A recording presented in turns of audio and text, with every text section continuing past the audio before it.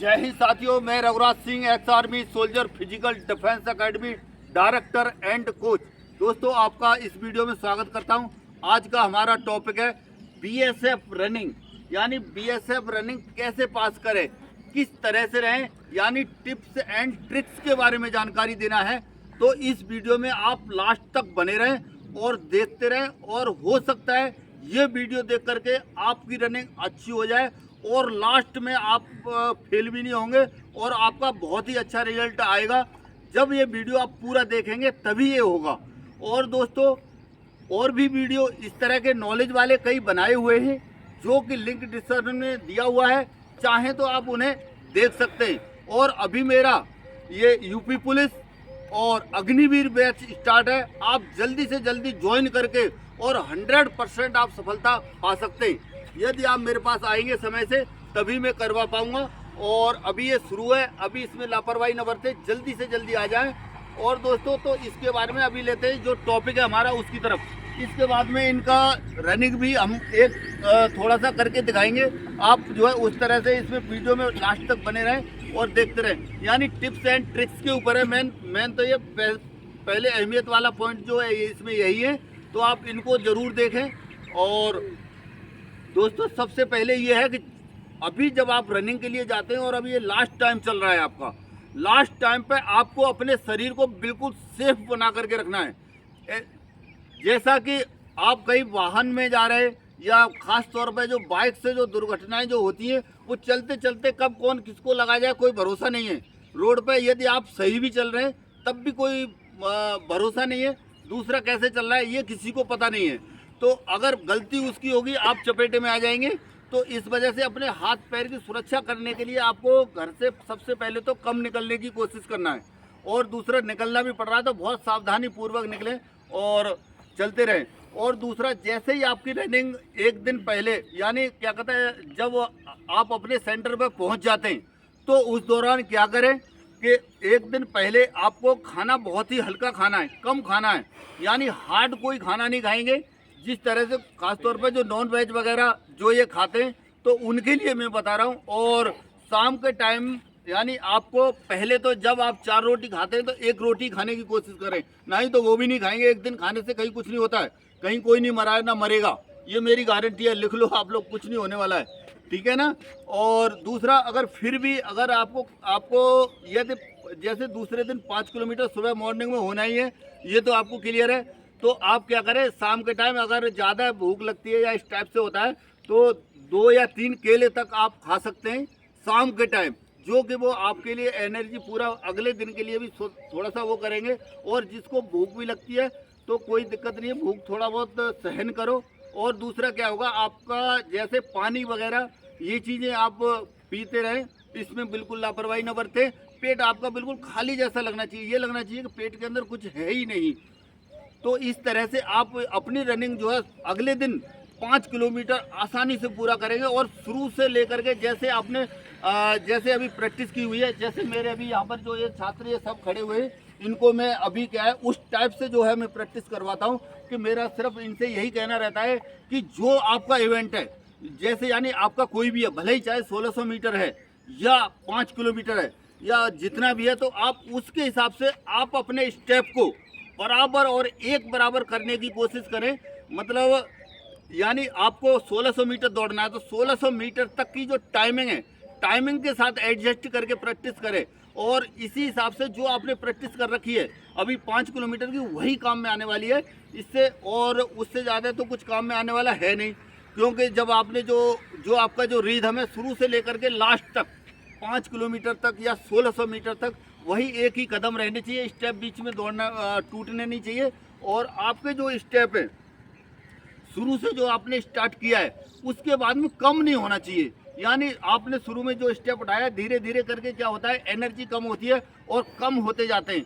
तो उस टाइप से आपको कम नहीं करना है, आपके जो है बाद में थोड़ा सा बढ़ना चाहिए, उसके हिसाब से उस लेवल को लेकर के आपको चलना है। और रुकना नहीं है किसी भी हालत में, भले ही बीच में क्या है अलग अलग तरह के पेस आपके सामने आएंगे कि आपका मन करेगा बीच में रुकने के लिए, पर मन की नहीं मानना है, रुकना नहीं है। और आपके साथ वाले जो आगे जो चल रहे हैं उनके साथ रिदम मिलाना है, उनके साथ, ना कि जो पीछे आ रहा है, पीछे आपको क्रॉस करने के लिए आ रहा है, तो उसके साथ आप अपने कदम जोड़ने की कोशिश करें। धीरे धीरे करके उसके साथ स्टेप मिलेंगे। जो पीछे से आ रहा होता है उसके क्या होता है, थोड़ा सा एनर्जी वो होती है, तो वो उतना नहीं कर पाता, तो धीरे धीरे आप उसके साथ मिला सकते हैं। और आराम अगर करेंगे, अगर पीछे जो आपको पीछे रहता जा रहा है उसके साथ रिलैक्स जरूर मिलेगा, लेकिन आपके जो टाइमिंग में जो है बहुत बड़ा फर्क आ जाएगा। इसी हिसाब से दोस्तों आप अपनी रनिंग को और आसान और सरल बना सकते हैं। और इसमें खास तौर पे यही है, लास्ट में अपना पानी की जो है पूर्ति, जैसे शाम के टाइम है तो शाम के टाइम अपना, जैसे जो मैं खास तौर पर हर वीडियो के अंदर भी बताता हूँ, इलेक्ट्रोल पाउडर वगैरह, ORS वगैरह, ORS के अलग से पाउच भी आते हैं, वो भी, उनका भी आप जो है घोल आसानी से पी सकते हैं। मतलब कम से कम नहीं तो 4 लीटर पानी उससे पहले पीते ही रहना है। और उस टाइम पे दूसरे दिन के लिए भी, सवेरे के टाइम के लिए बता रहा हूँ, कम से कम नहीं तो 1 गिलास पानी में और ये इलेक्ट्रोल का डालने के बाद ही आपकी रनिंग उस टाइम पर स्टार्ट करें। या फिर जहाँ पर भी जो सेंटर है वहाँ पर आपको यदि मौका मिल जाता है तो बोतल के अंदर घोल के रखने, और जिस टाइम पर शुरू होने वाला है उस टाइम पर ज़रूर पिए, ताकि आपका उस टाइम पर गला ना सूखे, गला बिल्कुल सूख ना पाए, और आसानी से आप जो है चलते रहें। जब होता क्या है कि जब गला सूखने लग जाता है तो फिर अपने आप ही क्या है, रनिंग में थोड़ा सा क्या है दिक्कत आती है, और कम स्टेप जो है धीरे धीरे क्या हो जाते हैं, कम हो जाते हैं। तो इसी तरह से आप क्या कहते हैं, अब तक जो मेहनत की है तो लास्ट में भी आप जो है इसी हिसाब से, जो जिस तरीके से मैंने आपको बताया हुआ है, इसी तरीके से आप अपने स्टेपों को क्या करें, बढ़ाते रहे और चलते रहे, और धीरे धीरे करके 5 किलोमीटर रनिंग आपकी आसानी से और बिल्कुल सरल तरीके से आपकी पूरी हो जाएगी। और दोस्तों, और कई तरह से मैं यहाँ पर जो कोचिंग जो करा रहा हूँ उस टाइप से, यानी कि जैसे अभी मेरे पास जो ये बैच स्टार्ट है, हॉस्टल के साथ पूरी फैसिलिटी के साथ स्टार्ट है, और इसमें केवल में मात्र 4,000 रुपये के अंदर पूरे भारत के बच्चे, जो गरीब बच्चे हैं, जो किसान भाई हैं, जो खास तौर पर यही पॉइंट, इसमें भी मेरे पास कुछ बच्चों के इस तरह के पॉइंट आते हैं कि सर मेरे पास इतने पैसे, थोड़ा सा दिक्कत आ रही है। तो आप ये अनुमान लगा सकते हैं दोस्तों, जिसके पास पैसे नहीं है तो बड़ा दिक्कत वाली ही बात है। लेकिन दोस्तों मैं आपको सच बता दूं कि इससे कम में भी होना सा थोड़ा सा दिक्कत वाली बात मेरे सामने आ रही है। कारण ये है, आप जानते ही हैं कि महंगाई का समय है, और बाहर की अकेडमियों में और बाकी जगहों को देखोगे तो बहुत ही ज़्यादा बुरा हाल है। वहाँ पर देखो शुरुआत में किस तरह से जो चल रहा है, केवल उनका क्या कहते हैं एडमिशन फीस और सब कुछ 8-10 हज़ार रुपये शुरुआत में जमा करते हैं बच्चों से। तो उस टाइप से मेरे यहाँ एडमिशन फीस भी मैंने कुछ नहीं रखा है, बाकी चीज़ें कुछ भी नहीं रखा है। मुझे सिर्फ सिलेक्शन से ही मतलब है बच्चों का, और बच्चों को जो सिलेक्शन जो मिल रहा है उसको देख करके मुझे और अलग टाइप का उत्साह टाइप का आ रहा है। और यही चीज़ें मैं चाहता हूँ कि जिस काम के लिए मैं चल रहा हूँ, और लास्ट में मेरा इसमें कोई निष्कर्ष और ज़्यादा उतना बड़ा है नहीं। ये खास तौर पर एकेडमी के जो ये शुरुआत जो की है, तो इसका मैं इस तरह से करना चाहता हूँ दोस्तों कि जो सबसे पूरे भारत के बच्चे यहाँ पर आए, और मेरा ये मकसद है मैंने कि कम से कम पैसे में, जैसे जैसे मेरे पास भीड़ बढ़ेगी, जैसे जैसे बच्चे बढ़ेंगे, तो दोस्तों मैं और भी सब मतलब उस टाइप से मैं करता जाऊंगा कि ज़्यादा से ज़्यादा बच्चे सिलेक्शन लें, और कम से कम पैसे मिले। जितना मेरे को मुझे मिलेगा उसी के हिसाब से मुझे बराबर करना है। मुझे ज़्यादा टेंशन लेने की ज़रूरत मेरी तरफ से बिल्कुल नहीं है पैसे की साइड से। आप लोग ये सच्चाई और ईमानदारी के साथ मैं आप लोगों को बोल रहा हूँ, और नहीं तो लोगों को कई तरह की चीज़ें ऐसी रहती है,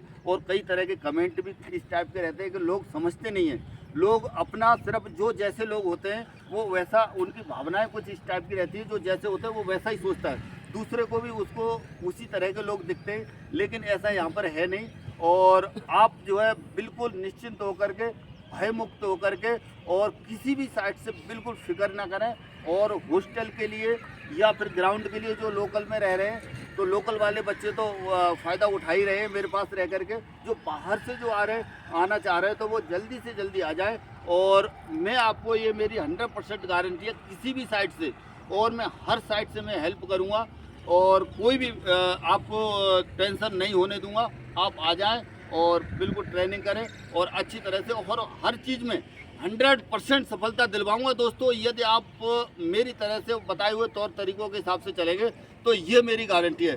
चलिए दोस्तों, और आज के वीडियो में इतना ही, और मिलेंगे नेक्स्ट वीडियो में। अभी एक होगा जयकारा, उसके बाद ही वीडियो स्टॉप करेंगे। चलिए। सब लोग तेज आवाज में बोलेंगे, ठीक है? बजरंग बली की जय, बजरंग बली की जय, बजरंग बली की जय, भारत माता की जय, भारत माता की जय, भारत माता की जय।